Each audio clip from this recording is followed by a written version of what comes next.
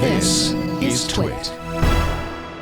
Reuters reports its sources say Microsoft has narrowed its list of CEO candidates to about 5 or so people, maybe 5.5, I don't know. On the list to replace Steve Ballmer are Ford's Alan, I'm not leaving Ford, but I'm not going to explicitly rule out Microsoft Mullally, and the itinerant former Nokia CEO and even more formerly Microsoft VP, Stephen Elop.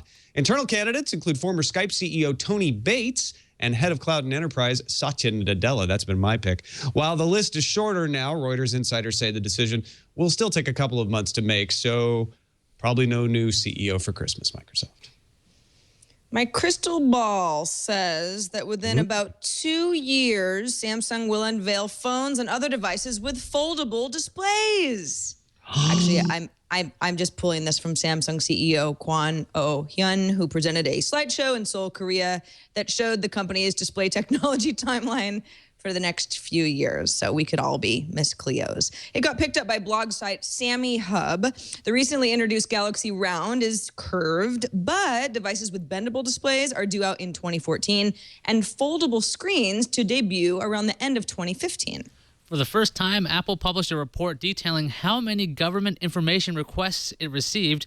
The U.S. government requested data from between 1,000 and 2,000 times on 2,000 to 3,000 accounts.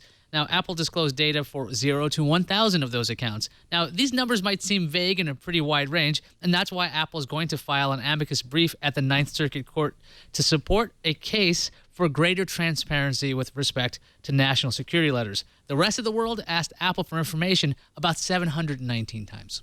Yeah, on average, roughly. Everybody's getting gigabit. We wish. Well, Mississippi's getting gigabit. 9 finalists for the rollout of C Spire's gigabit service were announced Tuesday. The service will run $80 a month when it arrives. That's 9 city finalists. Meanwhile, Los Angeles announced it will take bids for a company to roll out gigabit fiber to every citizen and business in the city of 3.5 million people. The winning bidder will get to provide free internet access at 2 to 5 megabits per second and pay at least $3 billion to sell it, to roll it out, plus be required to resell access to competitors. Sweet deal. Early next year, Google will start linking Google Plus profile pictures to mobile phone numbers of users on Android. Google accounts that have a verified phone number will be automatically opted in and linked to the associated Google Plus account. So if you're using Android to call or receive a call from a number linked to a Google Plus account, you'll see a profile image without the need to have contact information stored. Again, you can opt out, but opt in by default. Remember the 5th of November, 2013, because that's the day the price of Bitcoin hit an all-time record high of $267.40 on Mt. Gox, the largest Bitcoin exchange. The last record high for Bitcoin was way back in April at $266, which was then followed by an enormous crash in its value. The new record high is due in part to an increased demand for Bitcoin in China. Bitcoin's back. EA announced the game Need for Speed Rivals will release early for the PS4 on November 15th, right along with the release of the console. Originally, both PS4 and Xbox versions were to launch on November 22nd, which was the release date for the Xbox One, and so more advantages slipped through Microsoft's fingers.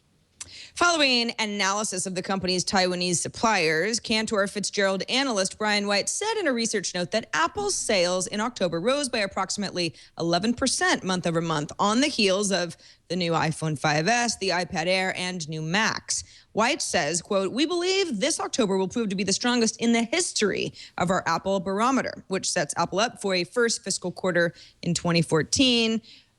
Very big one, traditionally its biggest quarter of the year. Another company that's doing well is Activision, and they've just shipped $1 billion worth of Call of Duty Ghosts to retail worldwide as of the first day of public availability. Now, that's shipped, not sold, so we're waiting on the actual sell-through numbers. The last Call of Duty, Black Ops 2, sold $1 billion in 15 days. We'll see if Ghosts can beat that. Ghosts will get a boost when the PS4 launches on November 15th, and, of course, when the Xbox One launches November 22nd. Amazon just started a new program called Amazon Source that will let independent bookstores sell Kindle devices and accessories. The program also gives these retailers a 10% cut on every ebook bought on those devices for 2 years. Amazon hopes to entice bookstores into giving the program a try by offering a worry-free trial that will allow retailers to return the first order they place through Amazon Source within 6 months if the program doesn't work out for them.